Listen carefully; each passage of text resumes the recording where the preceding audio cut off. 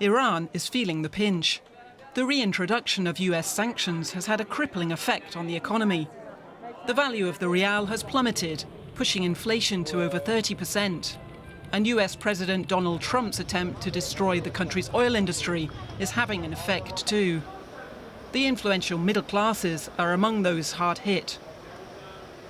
The economic war is a reality, and people are under extreme pressure. They keep telling us to be strong, but we can already hear the sound of our bones breaking under this pressure. Some Iranians are being pushed below the poverty line. As far as I can see, people's purchasing power has been more than halved. Anyone earning between 1.5 million rials to 2 million rials a month, between 35 and 47 US dollars, who also needs to pay rent, won't be able to even afford to buy bread and potatoes. It's unimaginable. The lifting of sanctions in 2016 spurred rapid growth of more than 12%, but their reimposition last year dealt a massive blow.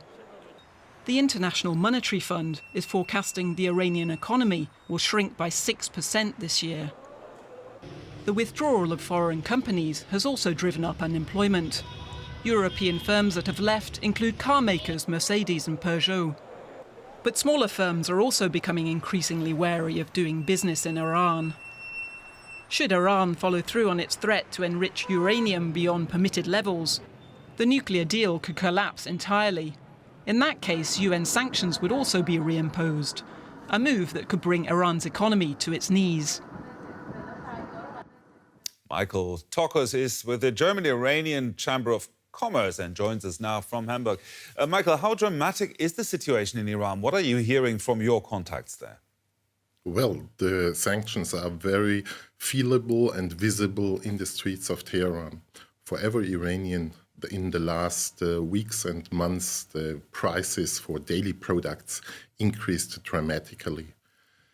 So these sanctions are not specific anymore. They are not against special companies or against the rulers of the country. The sanctions hit the average Iranians all over the country. But German and European countries do not have to comply with the sanctions against Iran. Nevertheless, trade has fallen sharply. Why? It has fallen dramatically. For the first quarter 2019, we as German companies exported around 50% of the amount of goods and services compared to the year before. So you can realize that the business gets more difficult, not from the legal side. It gets difficult from the practical side, from the side of money transfer, and it gets difficult from the fears our American friends are spreading here in Germany and in Europe. You're talking about the practical side, their money transfers. The EU developed a new payment system just at the beginning of the year to circumvent the US sanctions. What happened to that? Did that help? Well, it started, I think, at the end of January, and still it's not really working practically. At the moment, Instex, this is the name of the system, plays no role. And we received already the information that Instex, if it starts, will start with products which are not even under American sanctions. This means humanitarian goods and foodstuff. Germany's backbone of the exports to Iran are machines. They will not be touched by Instex, at least in the first round. Well, you were just recently in Russia. What role are countries like Russia, Turkey, China playing in this conflict?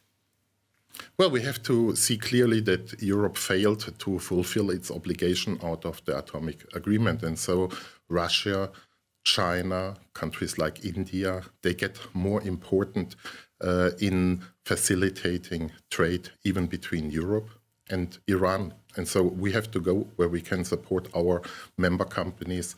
And if it's Russia, it's Russia. If it will be China, we have to go to China. Michael Tokos from the German-Iranian Chamber of Commerce. Thank you very much.